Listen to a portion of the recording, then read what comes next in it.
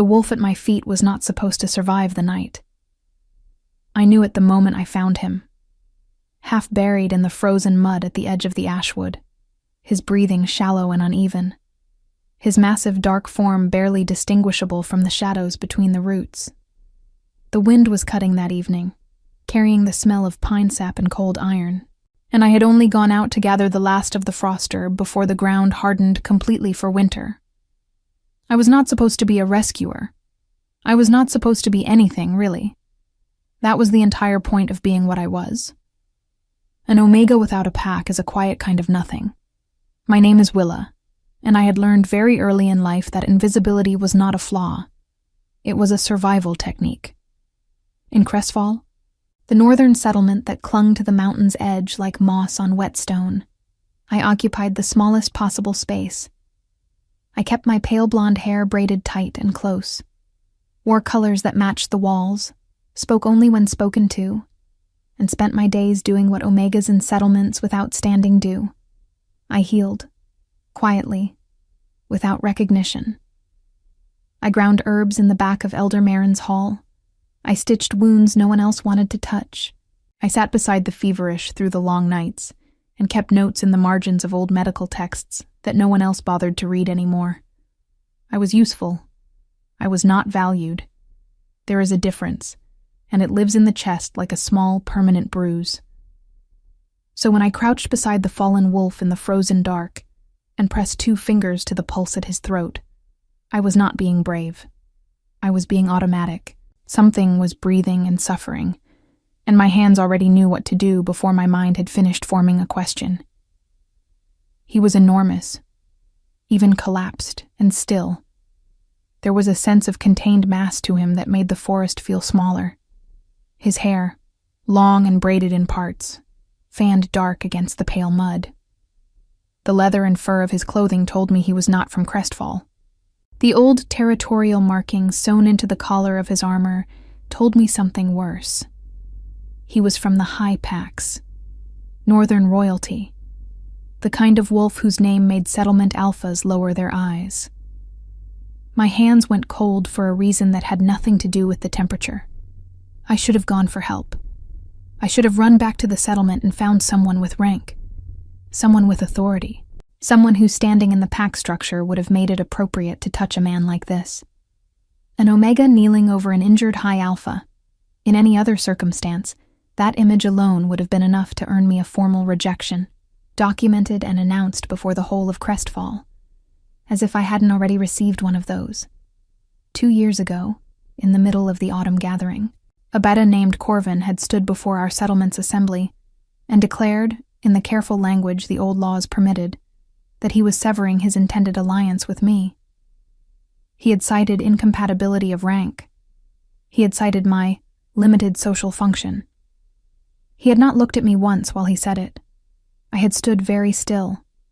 I had not cried. I had gone home, sat on the floor of my single-room dwelling, and listened to the wind move through the gap under the door for a long time. Then the next morning, I had gone back to Elder Marin's hall and ground more herbs, because there was always more to be done, and the herbs did not care what rank I was. But that memory, Corvin's profile as he turned away, the sound of the formal words, the silence that followed, had a way of surfacing at inconvenient moments. Like now, kneeling in frozen mud over an unconscious High Alpha, who, if he woke and found me here, might look at me the same way. I pushed the thought aside. His breathing was worsening. The wound was deep, along his left side. Something had struck him hard, and the cold was making everything worse. I did not let myself think about what could have done this to someone his size. I opened the satchel I carried everywhere, and worked quickly, the way Elder Marin had taught me in the early years, before she began giving the more visible cases to the 2 beta healers whose families had standing. My fingers found the yarrow compress, the pressed seal moss that slowed bleeding in cold conditions, the thin strips of cured linen I kept wound at the bottom of every pouch out of habit. I worked without speaking. The trees stood around us like witnesses who had decided not to interfere. He was alive when I finished. His breathing had steadied.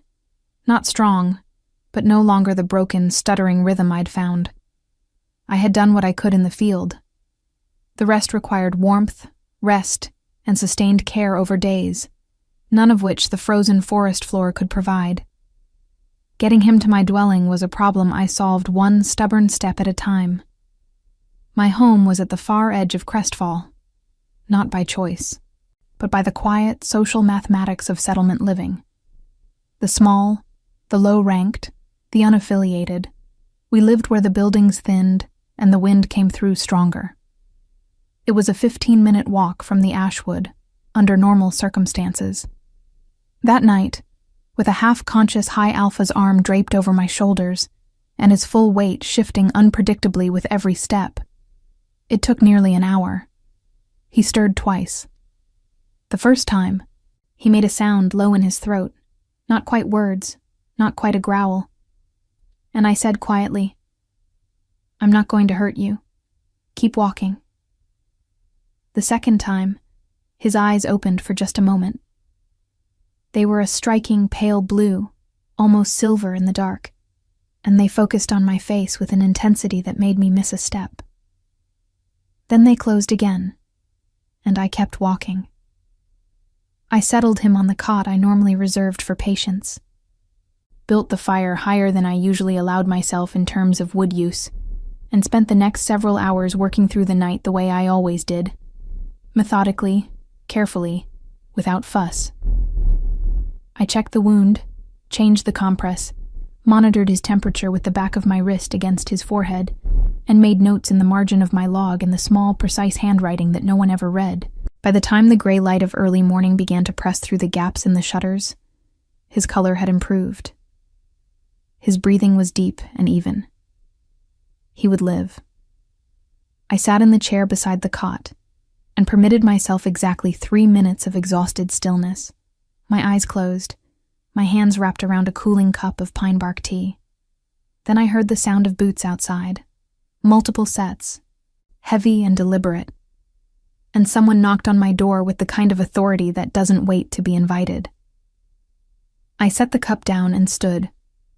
Whatever came next, I told myself, I was ready.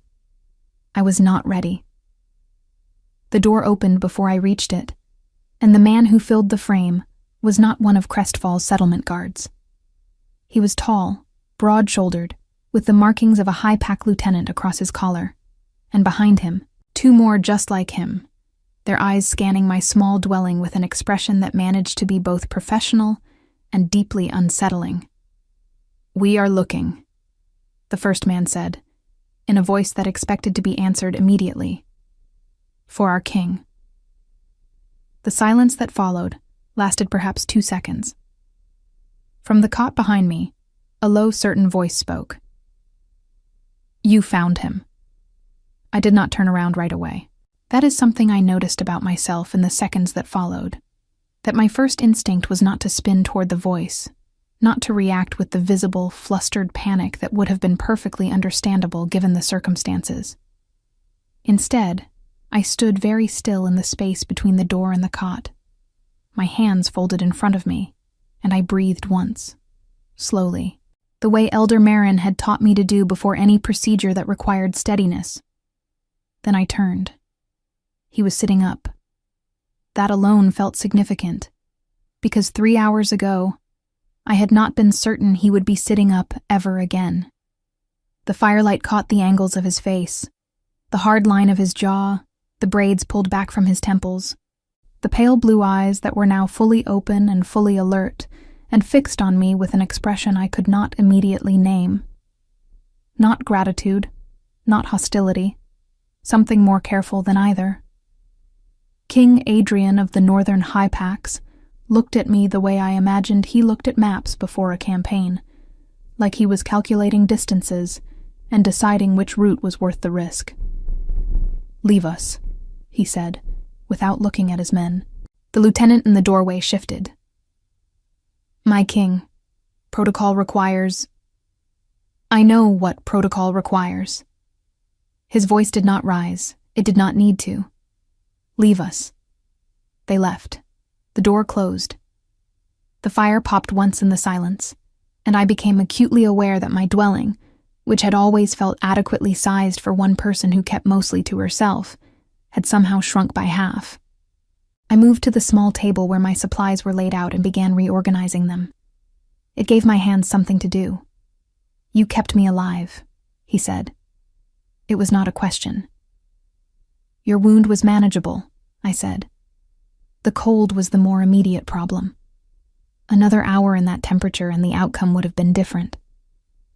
A pause. "You carried me." "Assisted you. There is a distinction. You were partially conscious for portions of the walk." I kept my eyes on the supplies. "You should rest for at least 2 more days before you consider traveling. The seal moss compress will need to be changed this evening, and again tomorrow morning. I can leave instructions if you prefer to have your own people manage it, but the technique requires some precision, or the wound will reopen." Another silence. Longer this time. "What is your name?" I set down the packet of yarrow I had been unnecessarily refolding. "Willa." "Your rank?" There it was. The question that always came eventually, the one that sorted people into the categories that determined how a conversation would proceed from that point forward. I had answered it enough times to have lost most of the sting of it, the way a bruise eventually becomes just a patch of yellow that you stop noticing. "Omega," I said. "Unaffiliated." I watched his expression for the flicker, the small, involuntary recalibration that crossed most faces when they received that answer. The slight withdrawal, the adjustment in tone. I had become very good at detecting it, the way you become good at detecting weather shifts when you spend enough time outdoors.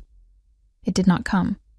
He looked at me steadily and said, "An unaffiliated Omega who carries field medical supplies into the Ashwood after dark and knows how to use seal moss compress in sub-freezing temperatures." "I'm a healer," I said. "Or near enough to one. I don't have a formal title because titles require pack standing, and I don't have pack standing. But I've been doing this work for 6 years, and the people I treat recover, so the distinction has always seemed somewhat academic to me." Something shifted in his expression then. Not quite a smile, because I suspected full smiles were not a frequent occurrence for a man who carried himself with that particular quality of contained authority. But something loosened, fractionally, around the eyes. "Sit down," he said. "Please." The please surprised me enough that I sat. He did not speak immediately. He looked at the fire, and I had the sense of someone organizing their thoughts with the same precision I used to organize my supplies, deliberately, without wasted motion. In the daylight coming through the shutters, I could see the scar at the corner of his jaw that the darkness had hidden last night. Old. Whatever had left it had not been minor. "I was ambushed," he said finally. "On the high ridge above the Ashwood. 3 members of the Duskfang faction, who have apparently decided that the transition period following my father's passing presents an opportunity worth exploiting." He said it without heat, in the tone of someone reporting a weather event. "My escort was separated from me in the trees. They will have been searching through the night." "Are you in danger here?" I asked. Directly, because I had found over the years that direct questions saved significant amounts of time. He looked at me. "Not from the Duskfang.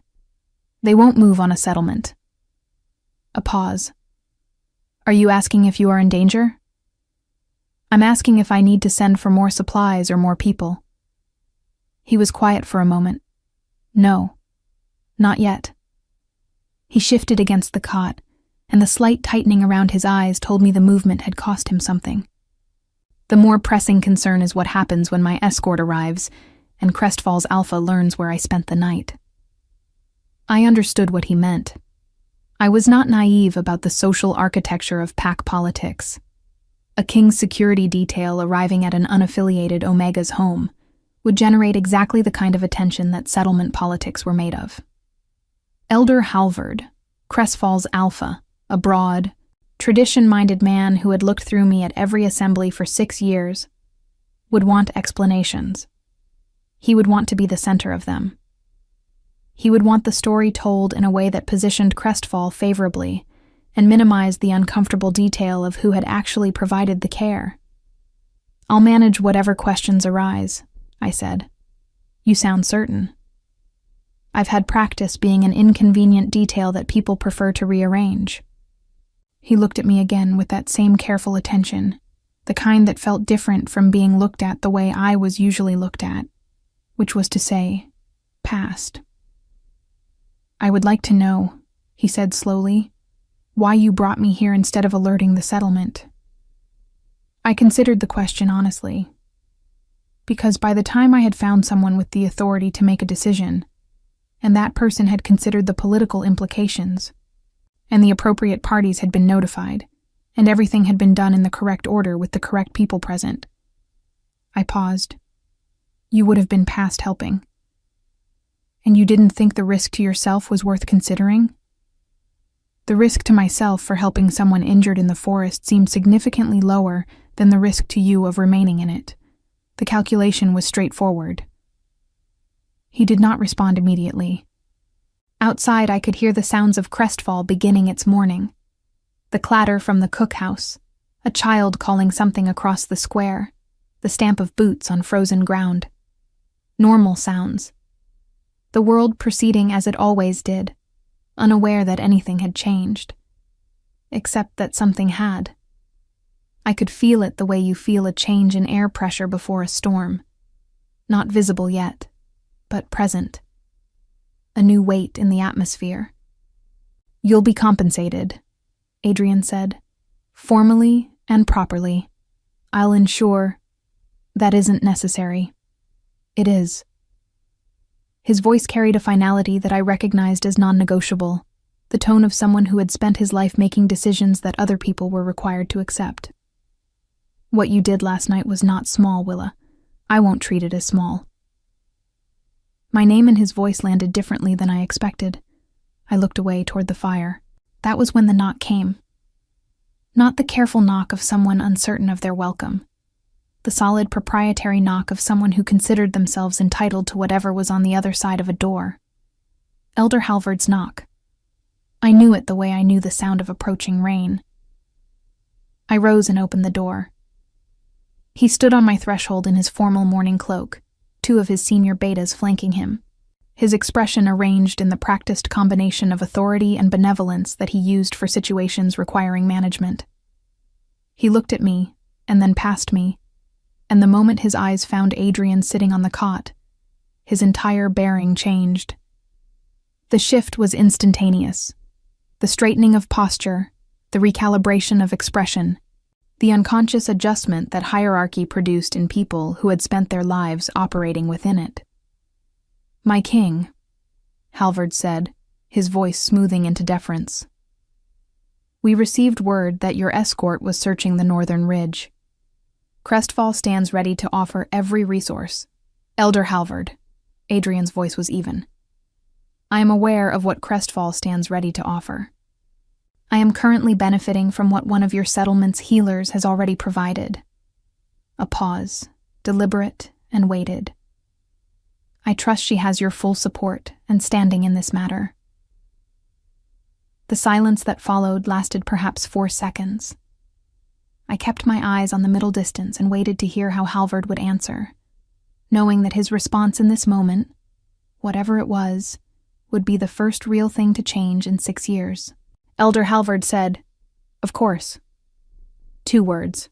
Smooth, immediate, delivered with the practiced warmth of a man who had spent decades saying exactly what the room required. He even smiled, the wide, generous smile he reserved for assemblies when he wanted the settlement to feel unified and well-led. I had heard that smile in his voice 100 times. It had never once been directed at me. "Willa is one of our most dedicated healers," he continued in the tone of someone describing a possession they had recently remembered they owned. "We are fortunate to have her." I did not react. I had learned over many years of being invisible in rooms where decisions were made that the moment you visibly register the absurdity of a situation, you lose the only advantage invisibility provides. So I stood quietly with my hands folded and let Elder Halvard construct his revised version of events, and I watched Adrian's face from the edge of my vision. Adrian was watching Halvard. His expression had not changed, but there was something in the stillness of it that reminded me of deep water. Calm on the surface, with significant movement underneath. Crestfall is grateful for the opportunity to serve, Halvard was saying. We would be honored to provide our king with proper accommodation during his recovery. The main hall has been prepared. I'll remain here, Adrian said. A beat of silence. My king, the main hall offers considerably more. I'm aware of what the main hall offers. Still that same unraised voice. I'll remain here for the duration of my recovery. My escort can be quartered in the hall. I'd appreciate the space being made available to them. He paused. My healer requires access to her supplies, and disrupting an ongoing course of treatment carries risk I'm not willing to accept. My healer. I felt the phrase land in the room like a stone dropped into still water. Halvard's smile remained in place, but something behind his eyes recalculated rapidly. The two betas flanking him exchanged a glance so brief that most people would have missed it. I did not miss it. Naturally, Halvard said. Whatever our king requires. He looked at me then. Actually looked at me, with the direct attention that he had withheld for 6 years as naturally as breathing. Willa, you have the full resources of the settlement at your disposal. Thank you, Elder, I said, and my voice came out perfectly steady, which I considered a minor personal achievement. Halvard withdrew with his betas, and the door closed, and the room settled back into its fire and morning light quiet. You didn't enjoy that, Adrian said. I began checking the compress, partly because it needed checking, and partly because it gave me a reason to focus on something other than his face. I don't know what you mean. When he said you were one of their most dedicated healers, I heard something careful in his voice. Not mockery, nothing so careless as that. More like someone reading a text and noting the places where the words didn't match the meaning. Your expression didn't change, but your hands did. Very slightly. I paused for exactly 1 second, then continued. I've worked in this settlement for 6 years without formal standing or recognition. Elder Halvard has spoken to me directly perhaps 4 times in that period, and 2 of those occasions were to redirect a medical question to one of the beta healers with less experience but better family connections. I lifted the edge of the compress, examined the wound beneath, healing cleanly, which was a relief, and replaced it with the efficiency of long practice. What he said this morning wasn't untrue. It was simply about 5 years late. Adrian was quiet for a moment. And the rejection? 2 years ago.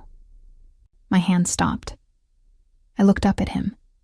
He met my gaze without apology, and I understood that the question was not intrusive in the way it would have been from anyone else. He was a king. He had presumably been briefed on the settlement's social structure the moment his escort had identified where he was. Rejection records were public documents. He would have known before Halvard knocked on the door. You read the settlement records, I said. My lieutenant did. He's thorough. A pause. I asked him to tell me about you specifically. Something about that phrasing, about you specifically, sat differently than I expected. I filed it away in the part of my mind that I used for things I couldn't yet categorize. The rejection was 2 years ago, I said, returning to my work. It was handled according to proper procedure. There's nothing unusual about it. I kept my voice the way I kept my hands, steady, professional, focused on the task. Omegas without pack standing are low-priority alliance candidates. Corvin made a practical decision. Did it feel practical? The question was quiet and direct, and landed somewhere I wasn't prepared for. I set down the linen strip I had been unwinding and looked at the fire instead of at him. No, I said after a moment. It felt like being told out loud what I had already suspected for a long time. that the work I did was acceptable, but the person doing it was not. I paused. But I've found that feeling and fact are two different territories, and living in the feeling too long doesn't improve the facts. So I went back to work. The fire shifted. Outside, Crestfall's morning was growing louder, the sounds of the settlement expanding into its day. More voices, more movement, the smell of cookhouse smoke drifting under the door. "My father died 11 weeks ago," Adrian said. I turned to look at him. The shift in subject was unexpected, but his voice had changed in a way that made the non sequitur feel like its own kind of answer, like he was responding not to what I had said but to something underneath it. "I know," I said quietly. The news reached Crestfall before the first frost. "The Duskfang faction has been operating on the assumption that transition equals weakness." He looked at the wall beyond the fire, and for a moment, he looked less like a king and more like someone who had been carrying something very heavy for a very long time and had simply gotten accustomed to the weight. "They are not entirely wrong that this period is difficult. Consolidating alliances across 17 packed territories while simultaneously managing succession challenges requires..." He stopped. "I don't know why I'm telling you this." "Because you've been awake for what I estimate is close to 30 hours, I said. "You're mildly feverish. Your wound hurts more than you're indicating, and I'm the only person in this room who isn't required to find you imposing." I picked up the pine bark tea I had prepared earlier and held it out. "Drink this. It will help the fever." He looked at the cup, then at me. Then he took it. "You're not what I expected," he said. "You didn't know I existed until last night," I pointed out. "No," he agreed. "I didn't." He drank the tea. I busied myself with the morning's medical log, making notes in my small, precise handwriting. Outside, I could hear Crestfall reorganizing itself around the presence of a king, voices carrying a different pitch than usual, footsteps moving with more purpose, the particular vibration of a community that has suddenly remembered it is being observed. 2 days passed in the close, quiet rhythm of recovery. His escort, 6 wolves in total, formidable and watchful, established a perimeter that made Crestfall's betas visibly nervous and Elder Halvard visibly gratified. The settlement buzzed with the significance of the visit. Stories already shifting and expanding in the way of settlement stories, the details rearranging themselves to place important people closer to the center. I was aware, in an abstract way, that I had become briefly significant by proximity. Women who had not spoken to me in months found reasons to knock on my door. Younger pack members lingered near my dwelling, with transparent casualness. Even Corvin had apparently been seen near the eastern path, which was not his usual route, though he had the sense not to actually appear at my threshold. I treated my patients. I changed Adrian's compress morning and evening. I made tea and noted improvement and kept my log. On the second evening, he asked to see the medical texts I kept on the narrow shelf above the supply table, and I gave them to him, and he read with the focused attention of someone who considered books a serious matter, and we sat in a companionable quiet that I found, to my own surprise, entirely natural. On the morning of the 3rd day, he was well enough to stand without assistance. I watched him move carefully across the room, and knew that the portion of this I had come to think of, privately, as ours was ending. The outside world, the 17 pack territories, the Duskfang threat, the machinery of succession, had been waiting with the patient certainty of something that does not need to rush. "I'll be leaving tomorrow," he said, without turning from the window. "I know," I said. A pause. The gray winter light fell across the floor between us. "I want you to come to the high pack seat," he said, as a formally recognized healer, with standing, title, and appropriate compensation. He turned then. "Not as a favor. As a position that has been vacant for 2 years, and that I am now certain I have found the right person to fill." The fire popped softly in the silence. Outside, I could hear the wind beginning to move through the ashwood, the sound it made when the temperature was dropping toward evening. A low, serious sound, like a warning or a beginning. I looked at him and understood, with the particular clarity that comes to people who have spent years reading situations from the margins, that this offer was real. That it was being made by someone who did not say things he did not mean. That accepting it would change every fact of my life, and not one of the feelings I had accumulated about those facts over 6 years. And I understood something else, quieter and more complicated, that I was not yet ready to examine directly. "I'll need a day to think," I said. "Take 2, he said, and almost smiled. I did not need 2 days. I needed 1 evening, a long walk to the edge of the ashwood, and an honest conversation with myself that I had been postponing for approximately 6 years. I stood at the tree line where I had found Adrian 3 nights ago and looked at the frozen ground and the place between the roots where he had lain. And I thought about what it meant that I was standing here considering a choice, rather than simply accepting whatever was handed to me. That, I realized, was already different. I went back and told him yes before the cookhouse fires were lit for morning. The next hours moved with the particular velocity of things that have been decided and now simply need to be executed. Adrian's escort reorganized with quiet efficiency. Elder Halvard arrived to perform the formal farewell with the careful enthusiasm of a man who understood that this visit, whatever its origins, had elevated Crestfall's standing in ways that would take months to fully calculate. He shook hands and made speeches, and at one point gestured toward me with the proud, proprietary air of someone presenting their own idea. I let him. It cost me nothing, and the morning was cold, and I had packing to do. My dwelling took less time to pack than I expected, which told me something I decided not to dwell on for too long. That 6 years in a place can leave very shallow roots when the place itself never fully claimed you. My medical supplies filled 2 cases. My texts filled a 3rd. My clothing fit into a single travel bag. I stood in the empty room for a moment before I closed the door, listening to the particular silence of a space that has been vacated, and I felt something I could not quite name. Not grief exactly, and not relief exactly, but the complicated mixture of both that arrives at real endings.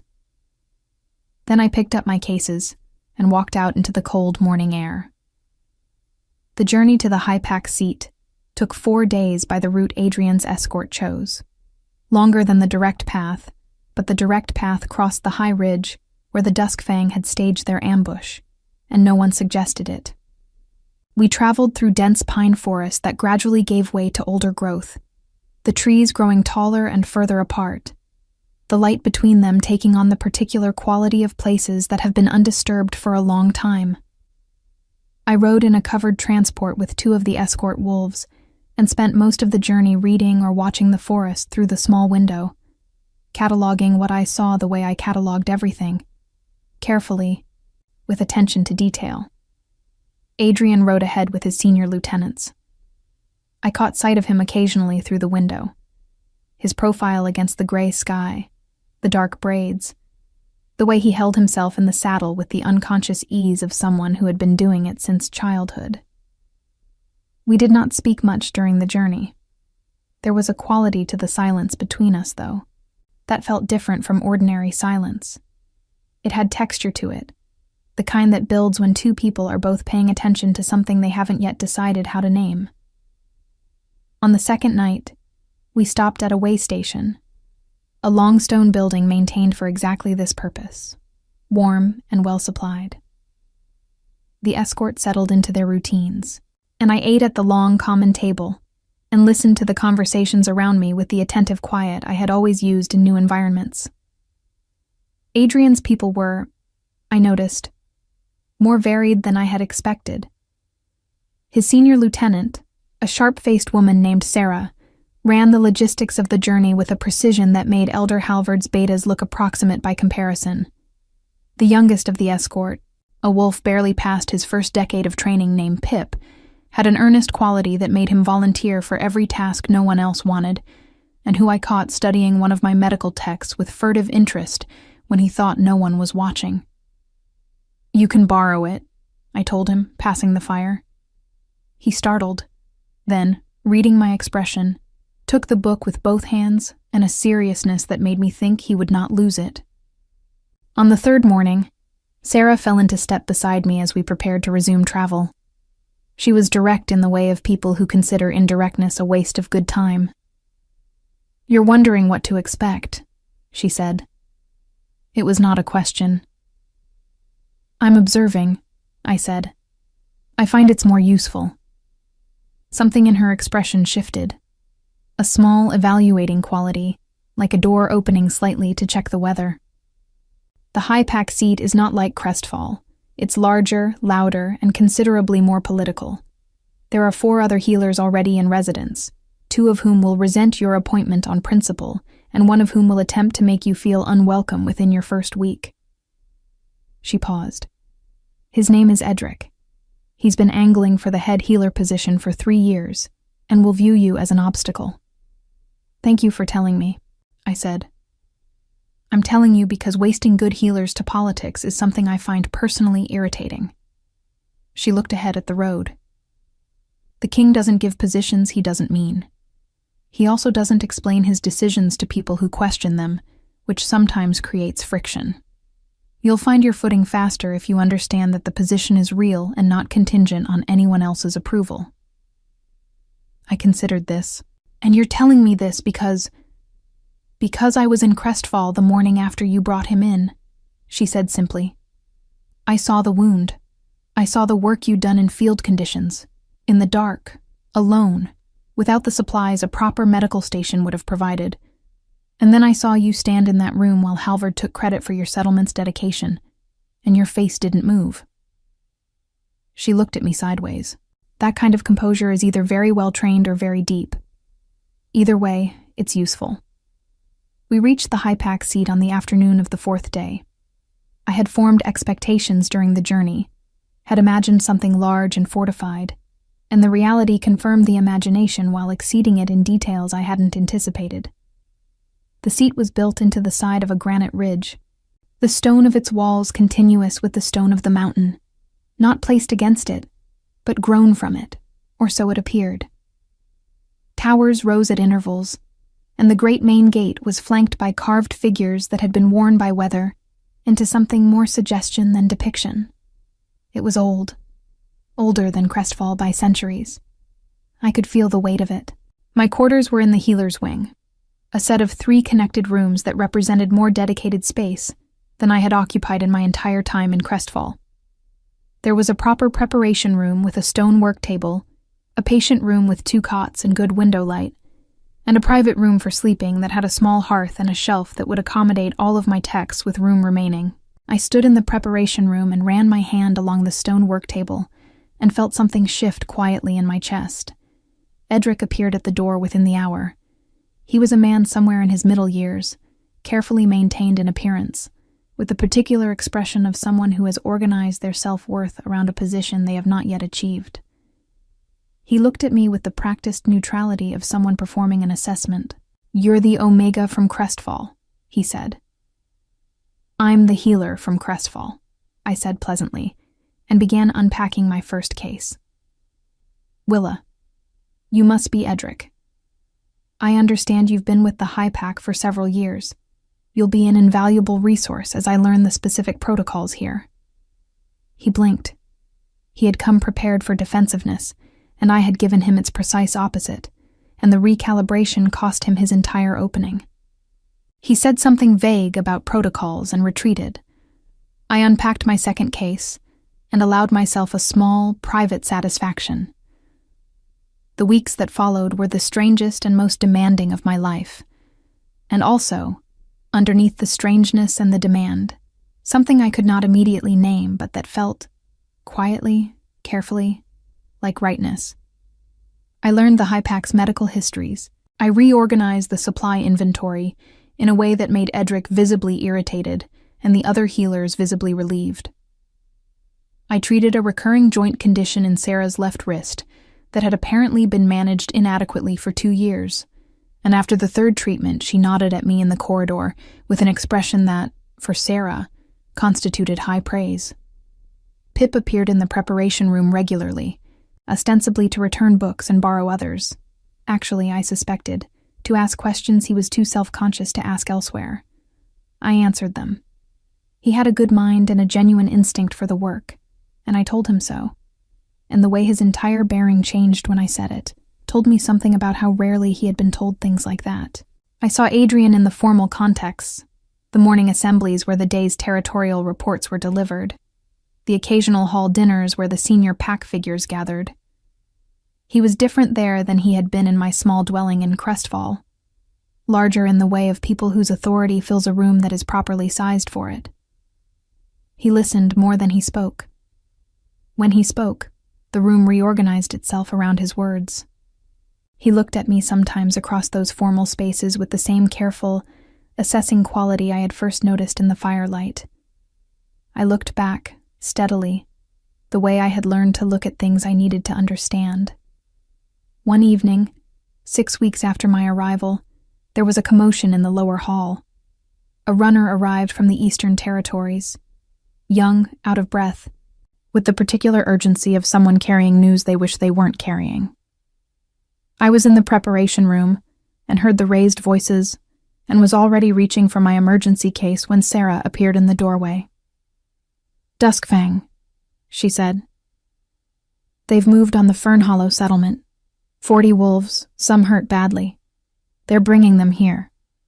She met my eyes. "All 4 of the other healers are currently managing the winter fever outbreak in the lower town. You're what we have." I picked up the case. "How long until they arrive?" 2 hours, maybe less. "I'll need the preparation room cleared and the patient room fully supplied. Tell Pip to find me immediately. He's been watching long enough to be useful tonight." I moved past her into the corridor. "And tell the king that I'll need his authority to requisition the South Hall as overflow space. The 2 rooms won't be enough." Sarah was already moving. "I'll tell him." "Tell him also," I said over my shoulder, already calculating what the next 2 hours needed to contain, "that I'll require 3 more experienced hands, and that I don't particularly care about their rank, only their steadiness under pressure." I heard distantly what might have been Sarah almost laughing. I went to work. The wolves from Fern Hollow arrived in the gray hour before dawn. There were 38 of them. I counted, because counting was the first thing I did in any emergency. The immediate conversion of chaos into numbers that could be managed. 17 required immediate attention. 9 had wounds that could wait 2 hours but not 4. The remaining 12 were shaken and exhausted but physically whole, and I directed them to the South Hall with Pip and a beta named Rowena, who had turned out to be one of the 3 steady hands Sarah had found for me, instructing them to keep everyone warm, hydrated, and calm. The next several hours exist in my memory the way intense nights always do. Not as a continuous thread, but as a series of very clear, very bright images with the connective tissue removed. The smell of pine resin and cold mud that came in with the Fern Hollow wolves. The sound of Pip's voice, surprisingly calm, talking a frightened older wolf through a breathing technique I had taught him 3 weeks ago. Rowena holding a lamp at exactly the right angle without being asked twice. Edric appearing at some point, his careful neutrality dissolved by the simple pressure of too much work for too few hands, falling into the rhythm of the room with a competence I noted and filed away for later. I moved through the preparation room and the patient room and the South Hall in a circuit that I stopped thinking about and simply ran on the knowledge my hands had accumulated over 6 years of this work. I made decisions quickly, and did not second-guess them, because second-guessing in these hours was a luxury that belonged to people who had time for it, and I did not have time. At some point, I could not have said exactly when, I became aware that Adrian was in the South Hall, not performing the role of king, not conducting an inspection or making a formal appearance. He was sitting with a group of Fern Hollow wolves near the far wall, listening.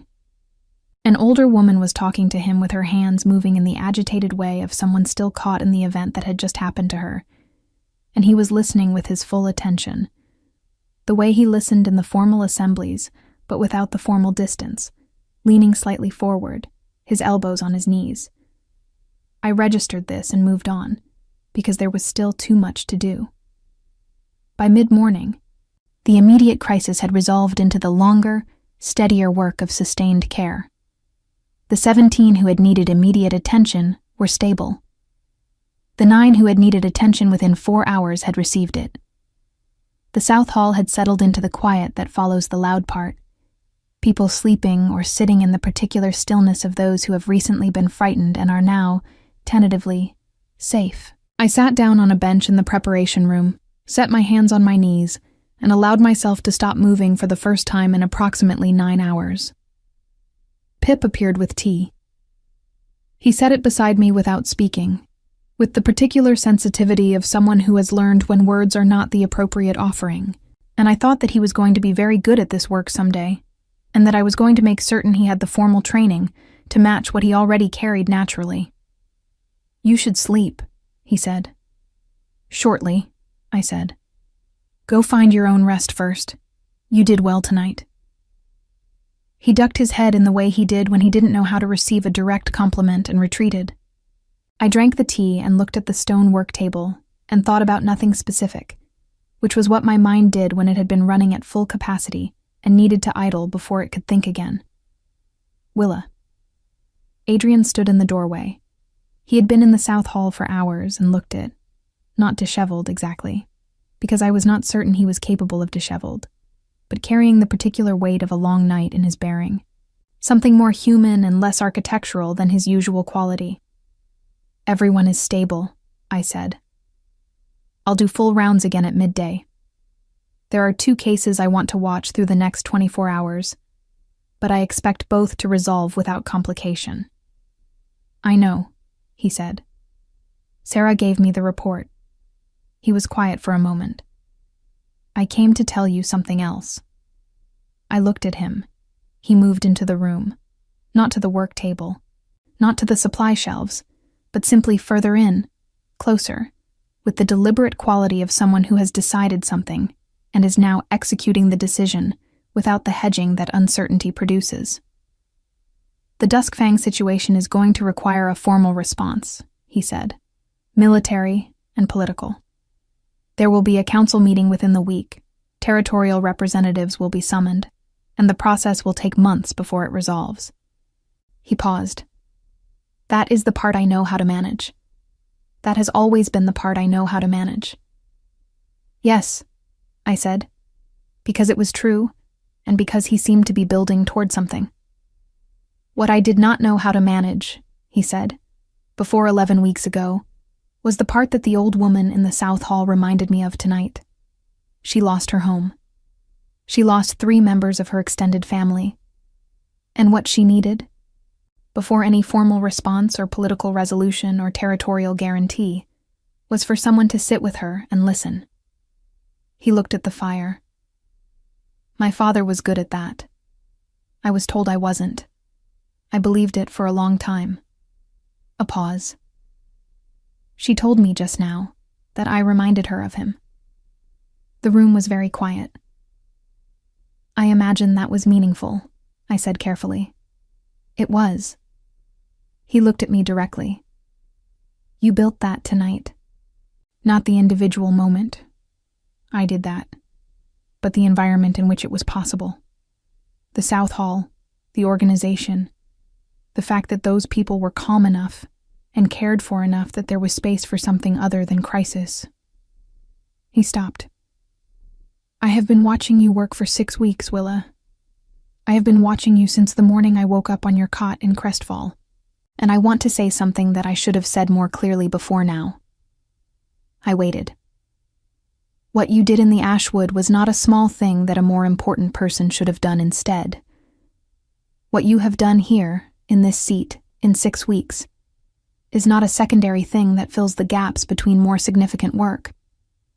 His voice was even and deliberate, the way it was when he said things he meant to land without ambiguity. "You are not a detail that needs to be managed or positioned or explained. You are the most capable person in this building at what you do, And I have not said that plainly enough. And I am saying it now. I looked at my hands for a moment. 6 years is a long time to carry the specific weight of being told, in the language of formal rejection and institutional invisibility, that you are adequate but not significant.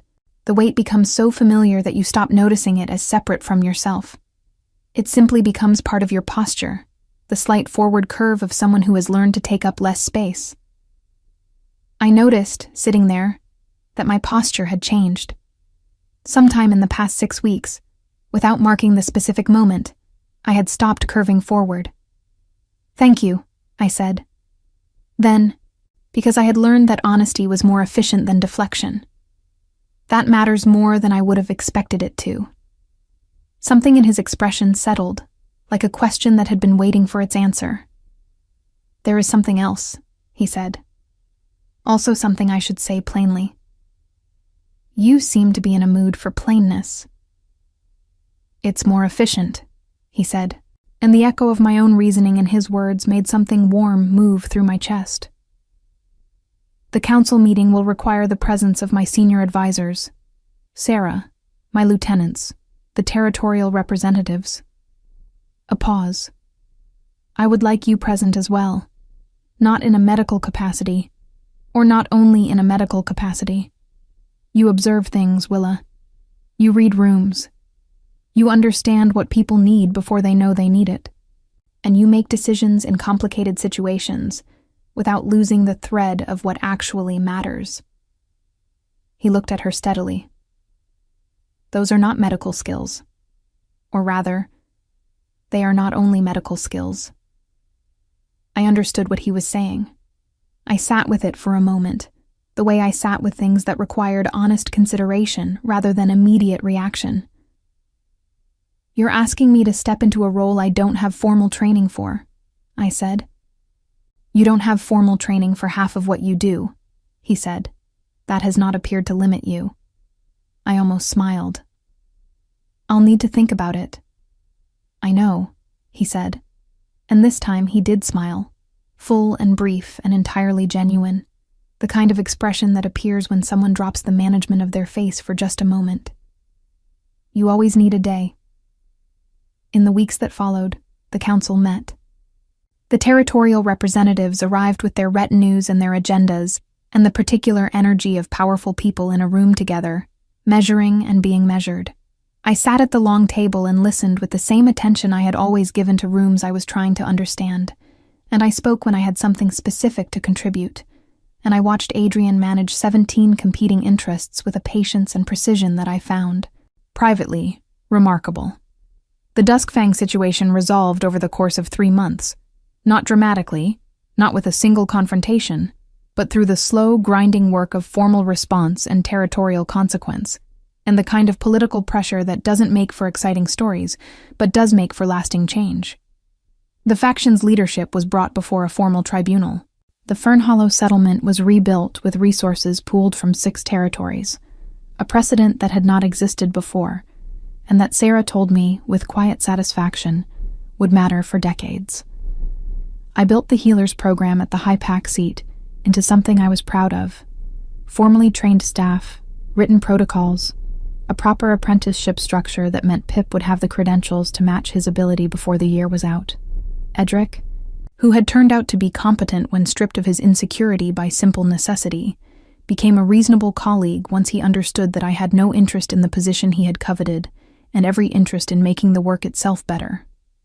And I learned, slowly and without ceremony, what it felt like to occupy a space that had been sized for you, rather than one you had been squeezing yourself into for years. On an evening in late spring, when the High Pack seat's stone walls had finally absorbed enough warmth to stop feeling cold to the touch, I was in the preparation room updating my protocols when Adrian appeared in the doorway with 2 cups of pine bark tea, made, I could see from across the room, with the precise measurements I had once written in the margin of a medical log that he had apparently been paying attention to. He set 1 cup beside me. He sat in the chair across the work table, the same way I had sat in the chair beside his cot in Crestfall, and I thought about that, about how much distance we had traveled from that frozen night, and how the thread of it was still visible if you knew where to look. "How is the Fern Hollow woman?" I asked. Her name was Dara, and she had stayed at the seat through the winter, and I had grown fond of her in the direct, unsentimental way I grew fond of people who said what they meant. "She's going back in the summer," he said. "She told me she wants to be there when the new hall is finished." A pause. "She also told me that she expects to be invited to the seat's autumn gathering, and that she will be evaluating whether the hospitality is worth the journey." "She'll come every year," I said. "She likes it here." "She likes you," he said. "She told me that as well, at some length." I drank my tea. The evening light was doing something particular to the preparation room, coming in at a low angle through the western window, making the stone walls look almost warm, catching the spines of the texts on the shelf and the organized rows of the supply table. "I like it here," I said quietly. It was a simple statement. It contained, as simple statements sometimes do, a significant amount of what was true. Adrian looked at me across the work table with the expression I had first seen in the firelight of my Crestfall dwelling.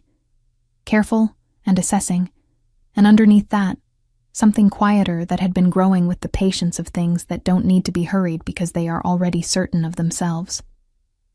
"Good," he said, and then, "I want you to stay. Not as the head healer, though you are, and will remain, the best this seat has ever had. Not as the council advisor, though I would not want to run another council session without you present." He set down his cup. "I want you to stay because this place, and the work we do in it, and the people we have become in it, they are better with you in them. You are not a detail, Willa. You are not a secondary thing. You are the part of this that makes the rest of it make sense." The spring evening settled around us, warm and quiet, full of the sounds of the high-pack seat in its ordinary life. Voices in the corridor, the distant rhythm of the training yard, Pip's footsteps somewhere overhead, probably reorganizing the upper supply room again. I thought about a frozen forest floor, and a decision made without deliberation. I thought about 6 years of quiet, invisible work, and what it had built in me. Not bitterness, though it could have, but a particular quality of knowing exactly what I was worth, independent of what any room had decided to acknowledge. I thought about the moment I had walked out of my Crestfall dwelling with 3 cases and a travel bag, and a door I had closed without looking back. I thought about what it meant that I had stopped curving forward. "I'm already staying," I said, and that was the end of the story that had begun in a frozen forest. Not with celebration or ceremony or any of the formal acknowledgments that Pack Society used to mark significance, but with 2 people sitting across a work table in the late light of a spring evening, drinking tea. Both of them exactly where they were supposed to be. Dara came to the autumn gathering, as I had known she would. Pip received his formal healer's certification the following spring, in a ceremony that he spent the entire preceding week pretending not to be nervous about. Sarah's wrist, treated consistently and correctly, stopped troubling her entirely by midsummer. Edric published a paper on cold weather wound management that cited, with scrupulous accuracy, the field techniques developed by the head healer of the high-pack seat, and the woman who had once been an unaffiliated Omega in a settlement that had learned her name only when a king had said it first.